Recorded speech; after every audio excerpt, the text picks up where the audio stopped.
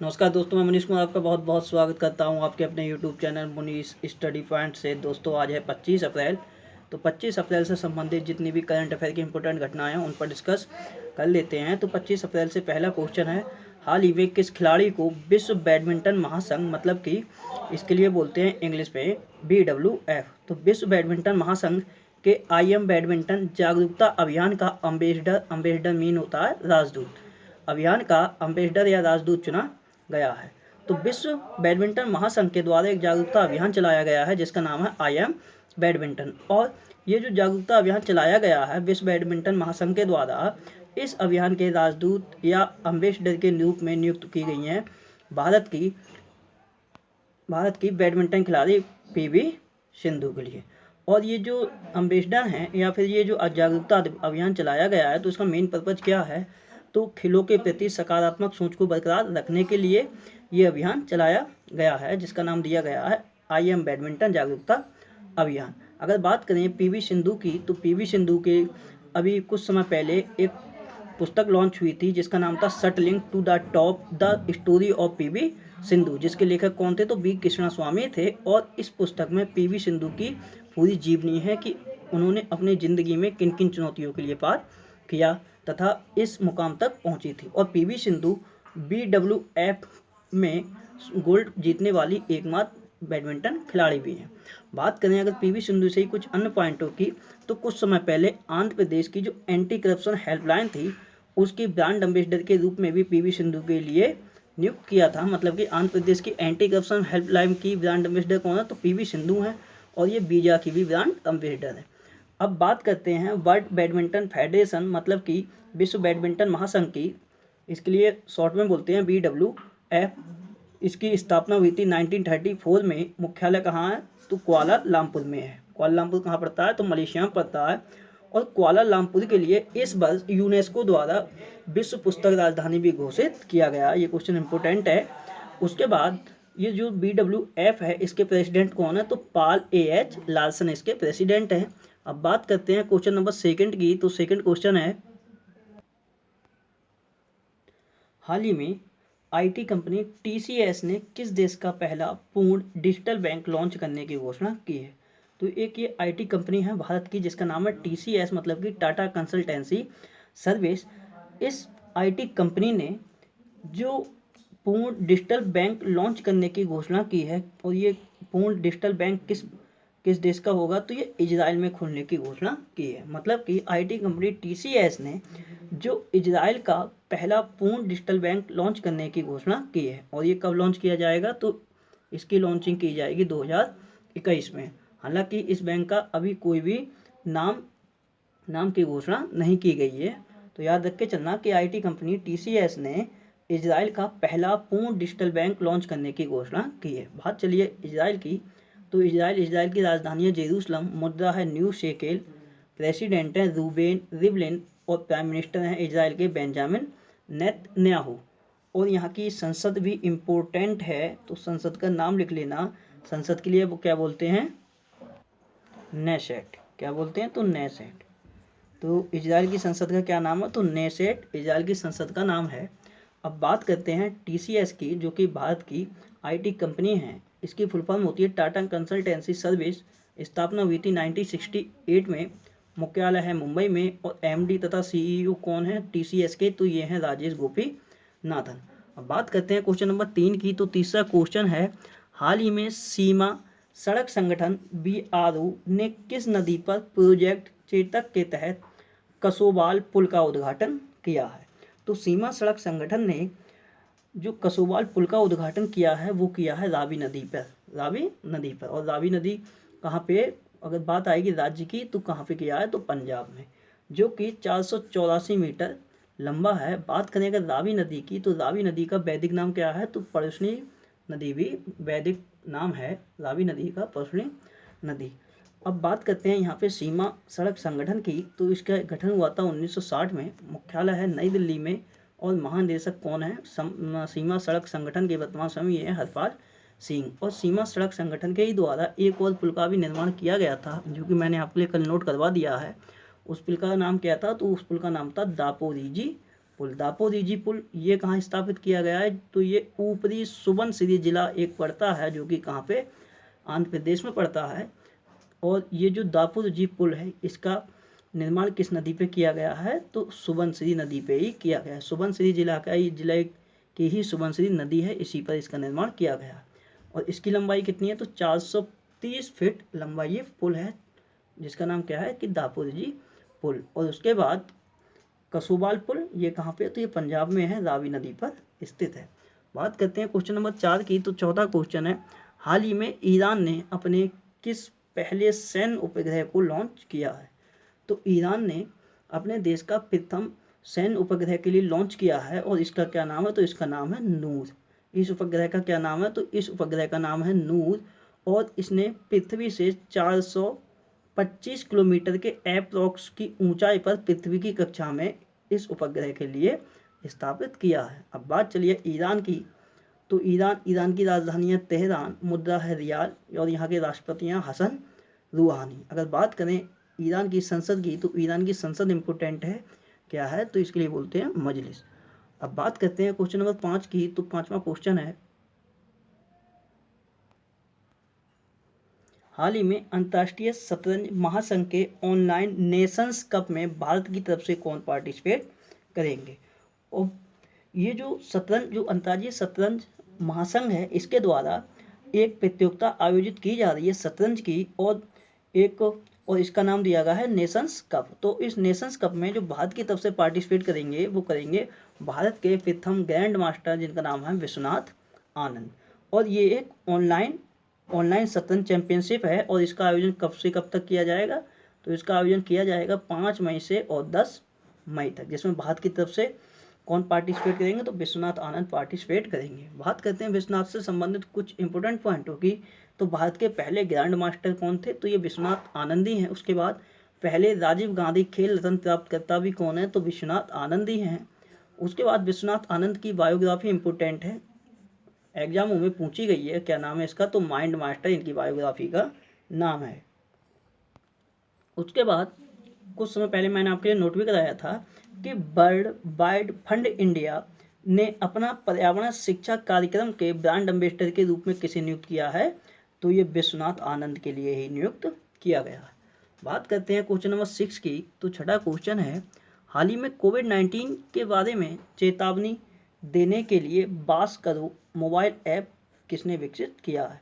तो ये कोविड-19 के बारे में चेतावनी देने के लिए एक मोबाइल ऐप विकसित किया गया है, जिसका नाम है बास करो मोबाइल ऐप।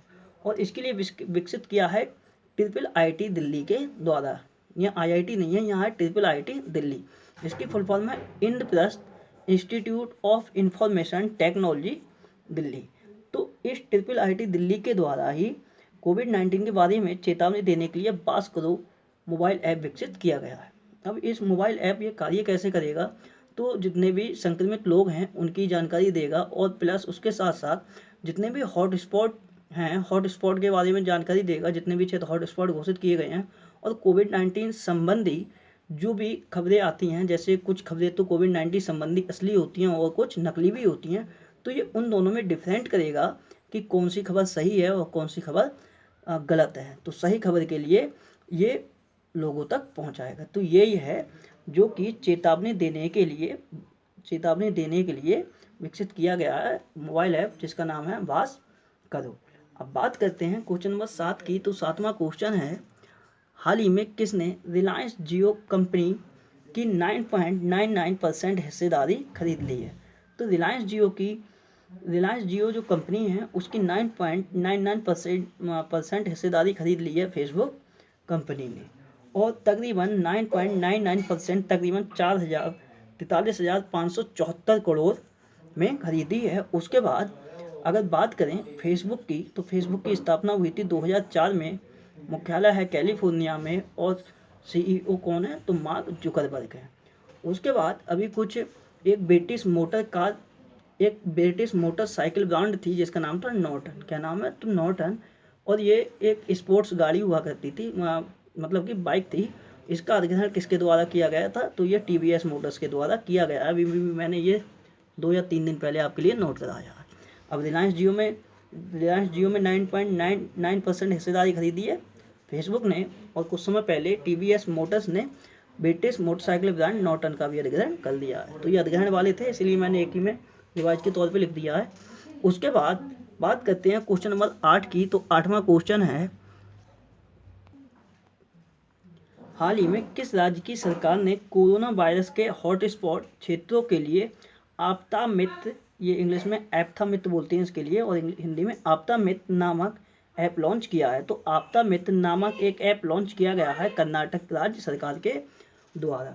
और ये जो करेगा क्या, तो इसके माध्यम से हॉटस्पॉट के क्षेत्र में जो कोरोना संक्रमित व्यक्ति हैं उनका पता लगाया जाएगा तथा उन व्यक्तियों तक पहुंचाने में ये मदद करेगा और लोगों के लिए स्वास्थ्य संबंधी परामर्श भी प्रदान कराया जाएगा आप एप्था मित्र नामक ऐप के द्वारा। अब ये ऐप लॉन्च किया गया है कर्नाटक की सरकार द्वारा। तो राजधानी बेंगलुरु, मुख्यमंत्री हैं BS येदियुरप्पा, कर्नाटक के राज्यपाल हैं वजुभाई आरवाला, और chief justice of Karnataka high court कौन है, तो ये हैं अभय श्रीनिवास ओका। उसके बाद अब बात करते हैं कर्नाटक के रिवीजन की। तो अभी एक NIT है, NIT जो कि सूरतकाल में पड़ती है, और सूरतकाल ये कहाँ है, तो ये कर्नाटक में है। इसके द्वारा ही कर्नाटक के जो कर्नाटक ने कम लागत वाले एक कीटाणुनाशक चैम्बर का निर्माण किया था जिसका नाम था जीरो कॉप। तो ये इम्पोर्टेंट है यहाँ से। तो कम लागत वाले कीटाणुनाशक चैम्बर जिसका नाम जीरो कॉप है का निर्माण किसके द्वारा किया गया है, तो इसका निर्माण किया गया है NIT सूरतकाल बेंगलुरु के द्वारा। उसके बाद कोविड-19 होम डिलीवरी हेल्पलाइन की भी सेवा कहाँ स्टार्ट की गई है, तो ये कर्नाटक की राजधानी बेंगलुरु में स्थापित की गई है। उसके बाद जो IT पेशेवरों के लिए जो सबसे ज़्यादा पसंदीदा शहर है वो कौन सा है, तो वो बेंगलुरु ही है IT पेशेवरों के काम करने के लिए। उसके बाद अगर बात करें तो एक IIM बेंगलुरु है, मतलब कि Indian institute of management Bengaluru. इसके निदेशक के रूप में किसे नियुक्त किया गया, तो इसके निदेशक नियुक्त हुए हैं ऋषिकेश टी कृष्णन। उसके बाद कुछ समय पहले ही जो IISc बेंगलुरु है, मतलब कि इंडियन इंस्टीट्यूट ऑफ साइंस, तो IISc बेंगलुरु के द्वारा प्रोजेक्ट प्राण के तहत एक स्वदेशी वेंटिलेटर का भी विकास किया गया था। उसके बाद अगर बात करते हैं तो कोरोना जो मरीज हैं उनको ट्रैक करने के लिए कर्नाटक सरकार के द्वारा एक ऐप विकसित किया गया था, एक ऐप लॉन्च किया गया था जिसका नाम था कोरोना वॉच। उसके बाद अगर बात करें अन्य पॉइंटों की, तो कर्नाटक के जीवित पाक कला संग्रहालय को लिम्का बुक ऑफ रिकॉर्ड्स में भी शामिल किया गया है। उसके बाद कर्नाटक की एक फाइनेंस बैंक है जिसका नाम है जन स्मॉल फाइनेंस बैंक, और जिसका मुख्यालय कहाँ है, तो बेंगलुरु कर्नाटक में ही है। तो उसने UPI QR आधारित ऋण किस्त भुगतान प्रणाली भी शुरू की थी। किसने, तो जन स्मॉल फाइनेंस बैंक बेंगलुरु, जिसका मुख्यालय कहाँ है, तो बेंगलुरु में है। उसके बाद एक भारतीय सेना द्वारा बेंगलुरु में पशु परिवहन स्मारक का भी उद्घाटन किया गया है। किसका, तो पशु परिवहन स्मारक का भी उद्घाटन कहाँ किया गया है, भारतीय सेना के द्वारा। तो इसका उद्घाटन किया गया है कर्नाटक में ही। अगर बात करें तो जो कर्नाटक है, कर्नाटक के एक बहुत ही प्रसिद्ध इतिहासकार थे जिनका नाम था सदाक्षी सेठर। क्या नाम था, तो सदाक्षी सेठर था। इनका निधन हो चुका है 85 वर्ष की अवस्था में। उसके बाद जो 19 में विश्व उत्पादकता कांग्रेस थी उसका 2020 का आयोजन कहाँ किया गया था, तो 2020 का आयोजन कहाँ किया गया था, तो 19 में विश्व उत्पादकता कांग्रेस 2020 का आयोजन किया गया था कर्नाटक की राजधानी बेंगलुरु में। उसके बाद वर्ल्ड लाइव इंडिया की एक रिपोर्ट आई थी। तो इस रिपोर्ट के अनुसार जो सबसे ज़्यादा डिजिटल लेन देन के मामले में जो शीर्ष राज्य था, वो शीर्ष राज्य कौन सा था, तो बेंगलुरु था। मतलब कि बेंगलुरु में सबसे ज़्यादा डिजिटल लेन देन होता है। उसके बाद कर्नाटक में एक जगह है मंगलुरु, और मंगलुरु की कौन है, तो मंगलुरु की हैं एडलिन कैस्टेलिनो। इन्होंने लीवा मिस डीवा जो प्रतियोगिता थी जो कि मुंबई में आयोजित हुई थी उसका खिताब भी जीत लिया है। उसके बाद बात करें तो टाटा स्टील PGIT जो प्लेयर्स गोल्फ चैंपियनशिप थी, इसका आयोजन कहाँ किया गया था? इसका आयोजन बेंगलुरु में किया गया था। और इस चैंपियनशिप का जो खिताब जीता था वो किसने जीता था? तो वो जीता था उदयन माने महाराष्ट्र ने। उसके बाद एक नेविगेशन कंपनी है जिसका नाम है टॉम टॉम। क्या नाम है? तो इसका नाम है टॉम टॉम। तो नेविगेशन कंपनी टॉम टॉम के द्वारा एक इंडेक्स जारी किया गया था जिसमें ये बताया गया था कि 2019 में सबसे ज़्यादा ट्रैफिक वाला जो शहर बना था वो कौन बना था? तो ये बना था कर्नाटक की राजधानी बेंगलोर बना था। उसके बाद इसरो ने पहले मानव अंतरिक्ष उड़ान प्रशिक्षण केंद्र की स्थापना की भी मंजूरी दी है, घोषणा की है। तो ये कहाँ स्थापित किया जाएगा? तो ये स्थापित किया जाएगा चल्लाकेरे। कौन सी जगह? तो चल्लाकेरे कर्नाटक में। उसके बाद योग विज्ञान सभा का भी आयोजन कहाँ किया गया था? तो ये बेंगलुरु में किया गया था। उसके बाद जो 9वीं महिला विज्ञान कांग्रेस थी उसका आयोजन भी कहाँ किया गया था? तो 9वीं महिला विज्ञान कांग्रेस का आयोजन बेंगलुरु में ही किया गया था। और जो 107वीं भारतीय विज्ञान कांग्रेस थी उसका भी आयोजन कहाँ किया गया था? तो उसका आयोजन बेंगलुरु में ही किया गया था। और किस क्रम की थी? सीरियल आपके लिए ध्यान रखना। तो 107वीं भारतीय विज्ञान कांग्रेस। अगर बात करें कि 108वीं भारतीय विज्ञान कांग्रेस का आयोजन कहाँ किया जाएगा? तो इसका आयोजन किया जाएगा जनवरी 2021 में। कहाँ पे? तो पुणे महाराष्ट्र में। बात करते हैं क्वेश्चन नंबर 9 की। तो 9वां क्वेश्चन है, हाल ही में किस राज्य ने वरिष्ठ नागरिकों के लिए सर्वदा सीनियर्स हेल्पलाइन शुरू की है? तो सर्वदा सीनियर्स हेल्पलाइन शुरू की गई है जम्मू कश्मीर के द्वारा। और ये किसके लिए है? तो ये वरिष्ठ नागरिकों के लिए है। ठीक। और इस हेल्पलाइन के माध्यम से होगा क्या? जैसे जो भी बुजुर्ग लोग होते हैं वो बाहर नहीं निकल सकते क्योंकि लॉकडाउन चल रहा है और उन्हें चलने में भी दिक्कत होती है बुजुर्ग लोगों के लिए। तो उनकी जो ज़रूरतमंद की चीज़ें हैं वो उनके घर तक पहुंचाई जा सके। तो इसी के लिए ये चलाई गई है सर्वदा सीनियर्स हेल्पलाइन सेवा, जो कि जम्मू कश्मीर के द्वारा चलाई गई है। अगर बात करें जम्मू कश्मीर की, तो जम्मू कश्मीर के उपराज्यपाल कौन है? तो गिरीश चंद्र मुर्मू यहाँ के उपराज्यपाल हैं। अगर बात करें जम्मू कश्मीर से, तो राष्ट्रीय हरित वाहिनी सेवा की फिर से शुरुआत किसने की है? तो वो जम्मू कश्मीर ने ही की है। उसके बाद जम्मू कश्मीर के जो उपराज्यपाल हैं गिरीश चंद्र मुर्मू, इनके चौथे सलाहकार नियुक्त हुए थे। क्या नाम था? तो बशीर अहमद खान उनका नाम था। और तीसरे कौन बने थे? तो तीसरे बने थे राजीव राय भटनागर। उसके बाद दो अन्य भी थे। दो अन्य कौन कौन से? तो के शर्मा और फारूक खान। के शर्मा और फारूक खान, मतलब कि गिरीश चंद्र मुर्मू के टोटल 4 सलाहकार हैं। उसके बाद जो जम्मू कश्मीर राज्य के पर्यटन विभाग द्वारा एक विशेष प्रचार अभियान की शुरुआत की गई थी। बांस मतलब होता है बैम्बू। तो जो बांस था, बांस पर 2 दिवसीय कार्यशाला का आयोजन भी कहाँ किया गया था? तो ये जम्मू कश्मीर में किया गया था। उसके बाद मीडिया इकाइयों के तीसरे नॉर्थ जोन सम्मेलन का आयोजन जम्मू कश्मीर में ही किया गया था। उसके बाद 6.5 किलोमीटर लंबी जेड़ मोड़ सुरंग का नाम है जेड़ मोड़ सुरंग। इसका भी निर्माण कहाँ हो रहा है? तो इसका निर्माण जम्मू कश्मीर में हो रहा है। उसके बाद 2019-20 के लिए जो PEN गौरी लंकेश अवार्ड था, PEN पूरा नाम था PEN Gauri Lankesh award for democratic idealism, तो इससे सम्मानित हुए थे। ये कश्मीरी रिपोर्टर था, इनके नाम था यूसुफ जमील। इनके लिए सम्मानित किया गया था। उसके बाद जो भारत सरकार द्वारा एक घोषणा की गई है जिसमें जम्मू कश्मीर में 2 एम्स बनाए जाएंगे तथा 9 मेडिकल कॉलेज बनाए जाएंगे। उसके बाद एक कार्यक्रम था जो कि जम्मू कश्मीर में चलाया गया था जिसका नाम था वतन को जानो कार्यक्रम। और इस कार्यक्रम का जो उद्घाटन किया था, तो यहाँ का उद्घाटन किया गया था जो गिरीश चंद्र मुर्मू हैं यहाँ के उपराज्यपाल, उनके सलाहकार हैं फारूक खान। तो उनके सलाहकार फारूक खान के द्वारा ही वतन को जानो प्रोग्राम आयोजित किया गया था। उसके बाद जम्मू कश्मीर का एक चौक है जिसका नाम है सर्कुलर चौक। तो जम्मू कश्मीर के जो सर्कुलर चौक है उसका नया नाम हो गया है। क्या नाम हो गया है? तो उसका नाम अटल जी चौक हो गया है।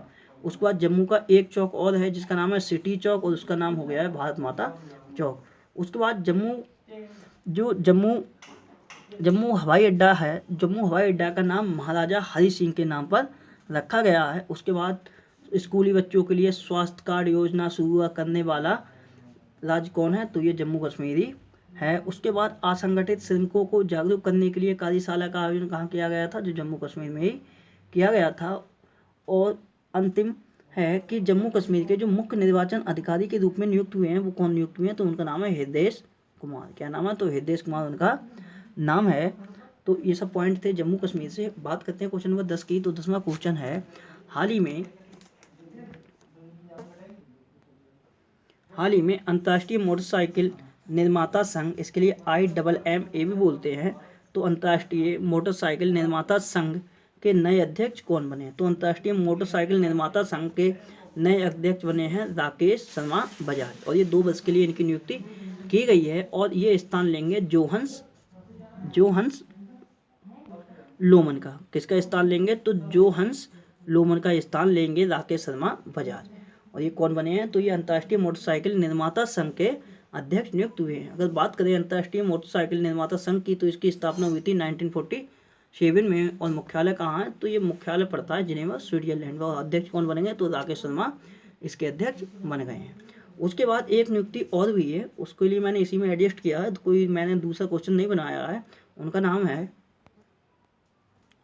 उरी लेवाइन। इनका नाम है उरी लेवाइन, ये इजराइल के हैं।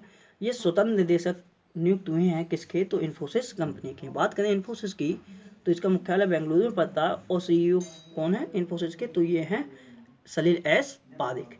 बात करते हैं क्वेश्चन नंबर 11 की। तो 11वां क्वेश्चन है, हाल ही में भारत ने हाइड्रोक्सीक्लोरोक्वीन तथा पैरासीटामोल सहित 23 टन आवश्यक दवाइयों को किस देश को भेजी है? तो ये 23 टन आवश्यक दवाइयाँ हैं, जिसमें हाइड्रोक्लोरोक्वीन शामिल है और पैरासीटामोल भी शामिल है, और अन्य दवाइयाँ भी शामिल हैं। और ये दवाइयाँ भेजी गई हैं नेपाल के लिए। और क्यों भेजी गई हैं? तो अभी जो कोरोना वायरस का प्रकोप लगभग बहुत देशों में चल रहा है, तो सब लोग एक दूसरे की हेल्प कर रहे हैं इस कोरोना वायरस से निपटने के लिए। तो इसीलिए 23 टन आवश्यक दवाई भेजी हैं भारत ने नेपाल के लिए, जिसमें हाइड्रोक्सीक्लोरोक्वीन तथा पैरासीटामोल भी शामिल है। बात करें अगर नेपाल की, तो नेपाल की राजधानी है काठमांडू, मुद्रा है यहाँ की रूपी, प्रेसिडेंट है विद्या देवी भंडारी, प्राइम मिनिस्टर है KP शर्मा ओली। अगर बात करें तो भारत ने कुछ समय पहले ऑपरेशन संजीवनी के तहत मालदीव को 6.2 टन दवाएं भी भेजी थी। इसमें भी हाइड्रोक्सीक्लोरोक्वीन तथा अन्य दवाएं भी शामिल थी, तो ये चीज़ ध्यान होनी चाहिए। तो अब ये भेजी है नेपाल के लिए 23 टन दवा। बात करते हैं क्वेश्चन नंबर 12 की। तो 12वां क्वेश्चन है, हाल ही में G20 देशों के कृषि मंत्रियों की बैठक की अध्यक्षता किस देश ने की है? तो ज्ञात होना चाहिए जो G20 की जो अध्यक्षता है वो किसके पास है? तो अभी सऊदी अरब के पास है। तो G20 जो देश हैं उनके कृषि मंत्रियों की एक बैठक हुई है, और ये बैठक कैसी है? तो ये बैठक आभासी है। आभासी मतलब कि वर्चुअल है, मतलब कि वीडियो कॉन्फ्रेंसिंग के माध्यम से इस बैठक का आयोजन किया गया है। तो इसकी अध्यक्षता की गई है सऊदी अरब के द्वारा। और ये जो बैठक है, इसमें भारत की तरफ से जो पार्टिसिपेट हुए, मतलब कि भारत की तरफ से जो नेतृत्व किया है वीडियो कॉन्फ्रेंसिंग के माध्यम से, वो किया है केंद्रीय कृषि मंत्री नरेंद्र सिंह तोमर के द्वारा। अगर बात करें सऊदी अरब की, तो सऊदी अरब की राजधानी है रियाद, मुद्रा है रियाल, और किंग कौन है यहाँ के? तो सलमान बिन अब्दुल अजीज अल सऊद। अगर बात करें G20 की, तो अभी कुछ दिन पहले G20 शिखर सम्मेलन था, उसकी भी अध्यक्षता किसने की थी? तो सऊदी अरब ने, क्योंकि G20 के जितने भी सम्मेलन हो रहे हैं उसकी अध्यक्षता इस बार सबकी सऊदी अरब ही कर रहा है। तो G20 शिखर सम्मेलन हुआ था, उसमें भारत का प्रतिनिधित्व किसने किया था? तो प्रतिनिधित्व किया था हमारे देश के प्रधानमंत्री नरेंद्र मोदी जी ने किया था, और वीडियो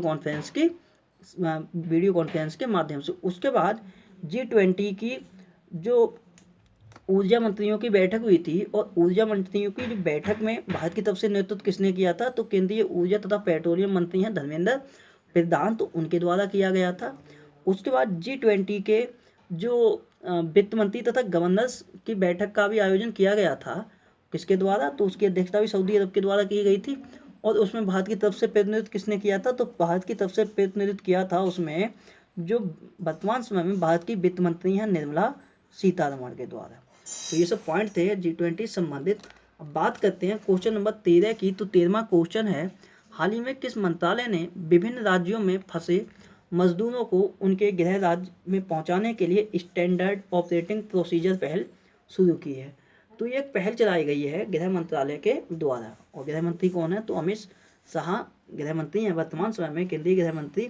तो अभी लॉकडाउन के चलते क्या हुआ है कि कुछ लोग अपने गृह राज्य में नहीं हैं, वो अदर राज्य में फंस गए हैं। तो उन जो अदर राज्य में फंसे हुए लोग हैं उन मजदूरों को उनके राज्य में पहुंचाने के लिए इस पहल की शुरुआत की गई है गृह मंत्रालय के द्वारा। बात करते हैं क्वेश्चन नंबर 14 की। तो 14वां क्वेश्चन है, हाल ही में किस राज्य ने कोविड-19 के चलते सभी तंबाकू उत्पादों की बिक्री पर रोक लगाई है? तो कोविड-19 के चलते सभी तंबाकू उत्पाद की बिक्री पर रोक लगाई है झारखंड राज्य सरकार ने। जैसे तंबाकू उत्पादन क्या होते हैं, तो बीड़ी है, गुटखा है, तंबाकू है, सिगरेट है, तो ये सब तंबाकू उत्पाद होते हैं। और ये रोक क्यों लगाई गई है? जैसे कोई भी गुटखा खाता है तो वो गुटखा खाने के बाद थूकता है। तो अभी क्या चल रहा है कि कोरोना वायरस का प्रकोप चल रहा है, तो इसी को देखते हुए कोरोना वायरस नहीं फैले, तो इसीलिए जो जितने भी तंबाकू उत्पाद हैं उनकी बिक्री पर रोक लगा दी है या फिर प्रतिबंध कर दिया है झारखंड की सरकार ने। अगर झारखंड की बात करें तो राजधानी है रांची, मुख्यमंत्री हैं यहाँ के हेमंत सोरेन, राज्यपाल हैं द्रौपदी मुर्मू, और जो झारखंड का हाईकोर्ट है उसके मुख्य न्यायाधीश कौन है? तो डॉक्टर रवि रंजन। अब बात करते हैं झारखंड के रिवीजन की। तो झारखंड में जो इवेंट्स संपन्न हुए हैं वो हैं, तो अभी 1 या 2 दिन पहले मैंने नोट भी कराया था, एक योजना चलाई गई है जिसका नाम है मुख्यमंत्री दीदी योजना। क्या नाम है? तो मुख्यमंत्री दीदी योजना नाम है, और ये योजना झारखंड राज्य के ही द्वारा चलाई गई है। उसके बाद कोविड-19 के जो मरीज हैं उनकी देखभाल के लिए इन्होंने एक रोबोट बनाया है जिसका नाम दिया है कोबोट रोबोटिक्स का प्रयोग भी किया है। किसने? तो झारखंड राज्य ने। मतलब कि कोरोना मरीजों की देखभाल का मतलब है, जैसे जो भी कोरोना संक्रमित मरीज होते हैं तो उनके संपर्क में अगर कोई भी व्यक्ति चला जाएगा तो वो कोरोना संक्रमित हो जाता है, जैसे में उसमें डॉक्टर भी कोरोना संक्रमित हो सकते हैं। तो इसी को देखते हुए अब ये जितनी भी दवाएं पहुंचाई जाया करेंगी या फिर जितना भी खाना पहुंचाया जाया करेगा कोविड-19 संक्रमित व्यक्तियों के लिए जो हॉस्पिटल में एडमिट हैं, तो ये कोबोट रोबोटिक के माध्यम से, रोबोट के माध्यम से भेजा जाएगा। उसके बाद जो लॉकडाउन लगा था तो उसमें जैसे कुछ ज़रूरी काम होता है, तो उसी ज़रूरी काम के लिए आपके लिए पास प्राप्त करना होता है। तो उसी पास प्राप्त करने के लिए एक ई पास प्राप्त करने के लिए एक इन्होंने ऐप लॉन्च किया था जिसका नाम था प्रज्ञाम। क्या नाम था? तो प्रज्ञाम इस ऐप का नाम था। ये ई पास प्राप्त करने के लिए था। उसके बाद जो ग्रीन पीस इंडिया थी, तो ग्रीन पीस इंडिया की रिपोर्ट के अनुसार जो भारत का सबसे प्रदूषित शहर घोषित किया गया है, वो किसको घोषित किया गया है? तो ये झरिया शहर के लिए घोषित किया गया है जो कि झारखंड में पड़ता है। उसके बाद झारखंड का एक विधानसभा क्षेत्र है जिसका नाम है गोड्डा। कहाँ पड़ता है? तो ये झारखंड का विधानसभा क्षेत्र है। तो झारखंड के गोड्डा से सांसद हैं, इनका नाम है सांसद नहीं है, विधानसभा से तो विधायक होते हैं। क्या नाम है? तो गोड्डा के हैं अमित मंडल। तो जो गोड्डा के जो विधायक सीट है उससे विधायक है अमित मंडल, और इनके लिए ही अभी उपराष्ट्रपति एम वेंकैया नायडू द्वारा आदर्श विधायक सम्मान से सम्मानित भी किया गया है। उसके बाद सरकार आपके द्वार तक एक पहल चलाई गई थी झारखंड के राज्य के ही द्वारा। अब बात करते हैं क्वेश्चन नंबर 15 की। तो 15वां क्वेश्चन है, हाल ही में किसके अनुसार लॉकडाउन के चलते भारत में वायु प्रदूषण पिछले 20 वर्षों के सबसे निचले स्तर पर पहुंच गया है? तो हाल ही में पता होना चाहिए जो लॉकडाउन चल रहा है, तो लॉकडाउन के चलते क्या हो रहा है अभी जो गाड़ियां हैं वो भी नहीं चल रही हैं, ट्रेनें हैं वो भी नहीं चल रही हैं, एरोप्लेन हैं वो भी नहीं चल रहे हैं। तो इसके द्वारा क्या हो रहा है, जैसे गाड़ियाँ नहीं चल रही हैं तो उसमें प्रदूषण नहीं हो रहा है, तो उसी के चलते हुए इन्वायरमेंट पर बहुत ज़्यादा इफेक्ट पड़ा है। इन्वायरमेंट काफ़ी साफ हो गया है, और नासा के अनुसार ये कहा गया है कि जो भारत में वायु प्रदूषण था वो पिछले 20 साल में जो भी वायु प्रदूषण था वो इस वर्ष सबसे निचले पायदान पर पहुंच गया है, क्योंकि लॉकडाउन चल रहा है, गाड़ी चल नहीं रही है, तो प्रदूषण होने का कोई मामला ही नहीं है। तो ये चीज़ कही है नासा ने। बात करते हैं नासा की। तो नासा की स्थापना हुई थी 1958 को, और फुल फॉर्म होती है नासा की national aeronautics and space administration. स्थापना 1958 में हुई थी। मुख्यालय कहाँ है? तो वाशिंगटन DC। और प्रमुख हेड कौन है इसके? तो हेड है नासा के जिम ब्रेंडेस्टाइन। और नासा ने अभी फिलहाल में घोषणा की है कि वो 27 मिशन के लिए, मतलब कि 27 मई के लिए एक मिशन भेजेगा, और मिशन का क्या नाम है? Demo 2 mission. क्या नाम है? तो उसका नाम है डेमो 2 मिशन। ये फॉल्कन 9 रॉकेट से भेजा जाएगा। उसके बाद नासा ने और भी घोषणा की है, जैसे 2024 में आर्टेमिस मिशन भेजने की भी घोषणा की है नासा ने। उसके बाद नासा के द्वारा ही अभी पृथ्वी के आकार के लगभग बराबर एक ग्रह खोजा गया है, उसका नाम क्या दिया गया है, तो 1649 उस ग्रह का नाम दिया गया है। तो ये सारे पॉइंट नासा से थे। अब बात करते हैं क्वेश्चन नंबर अंतिम की और 16वें क्वेश्चन की। तो 16वां क्वेश्चन है, प्रत्येक वर्ष किस दिन को अंग्रेजी भाषा दिवस मनाया जाता है। तो प्रत्येक वर्ष अंग्रेजी भाषा दिवस मनाया जाता है 23 अप्रैल के लिए। 23 अप्रैल के लिए क्यों मनाया जाता है, तो एक अंग्रेजी भाषा के बहुत ही फेमस लेखक थे विलियम शेक्सपियर, सभी लोग जानते हैं विलियम शेक्सपियर के लिए, और इनकी मृत्यु हुई थी 23 अप्रैल के लिए, इसीलिए 23 अप्रैल के लिए अंग्रेजी भाषा दिवस मनाया जाता है। और जो संयुक्त राष्ट्र द्वारा जो संयुक्त राष्ट्र की जो कार्यकारी भाषाएं हैं, जो 6 भाषाएं हैं आधिकारिक भाषाएं, उन 6 भाषाओं के लिए भाषा दिवस में मनाने की घोषणा की गई थी, और इन्हीं भाषाओं में एक भाषा अंग्रेजी भी शामिल थी, और यूएन द्वारा ये 2010 में मनाने की घोषणा की गई थी। यूएन मतलब कि यूनाइटेड नेशन, मतलब कि संयुक्त राष्ट्र, स्थापना 1945 में। मुख्यालय कहाँ है, तो न्यूयॉर्क मैनहट्टन द्वीप पे। और इसके महानिदेशक कौन है संयुक्त राष्ट्र के, तो एंटोनियो गुतेरेस कहाँ के हैं, तो ये पुर्तगाल के हैं। और संयुक्त राष्ट्र के पहले महानिदेशक कौन थे, तो पहले महासचिव कौन थे, तो वे थे ट्रैक बेली। अब बात करते हैं 23 अप्रैल को एक और दिवस मनाया गया है, जिसके लिए मनाया जाता है विश्व पुस्तक और कॉपीराइट दिवस के रूप में। तो विश्व पुस्तक दिवस भी बोलते हैं इसके लिए, और विश्व पुस्तक और कॉपीराइट दिवस भी बोलते हैं।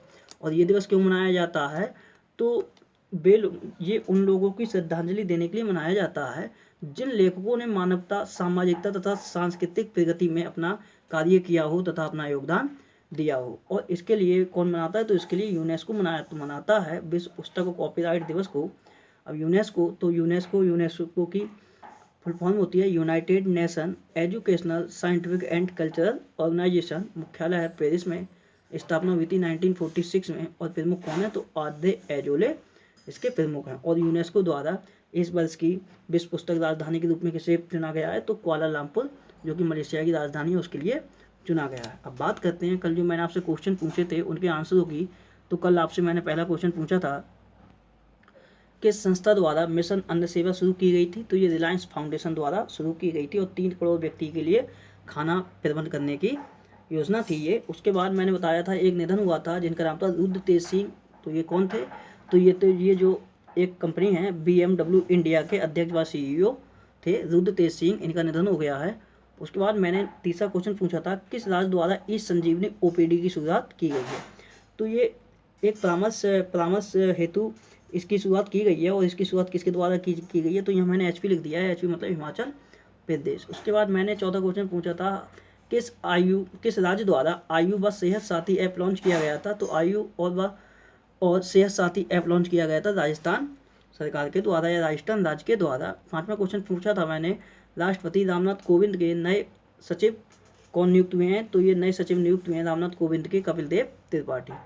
छठा क्वेश्चन पूछा था, किस राज्य द्वारा कोविड-19 योद्धा कल्याण योजना चलाई गई है। तो ये योजना चलाई गई है मध्य प्रदेश की सरकार के द्वारा।